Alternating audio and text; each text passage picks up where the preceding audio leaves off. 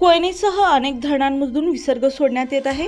सध्या कृष्णा नदीमध्ये किती विसर्ग सुरू आहे हे आपण या व्हिडिओच्या माध्यमातून जाणून घेऊयात। त्याआधी मंडळी, जर तुम्ही आमच्या हॅलो बळीराजा या चॅनलला सबस्क्राइब केला नसाल तर नक्कीच सबस्क्राइब करा, जेणेकरून आमची अपडेट तुम्हाला लवकर मिळतील। पुणे, कोल्हापूर, सातारा या जिल्ह्यात पावसाचा हाय अलर्ट देण्यात आला आहे। यामुळे धरण प्रशासन दक्ष झालं आहे। कोयना धरणामधून सध्या सांडव्यावरून 30,000 क्युसेकचा विसर्ग सुरू आहे, तर धरण पायथ्या विद्युतगृहामधील 2,100 क्युसेक विसर्गासह कोयनेतून एकूण विसर्ग 32,100 क्युसेक विसर्ग कायम आहे। धोम बलकवडी धरणात मात्र मोठी आवक येत आहे। यामुळे या धरणामधून आजपासून आवक सोडण्यात येणार आहे। मिळालेल्या माहितीनुसार धोम धरणामधून 4,000 क्युसेकने पाणी सोडलं जाणार आहे।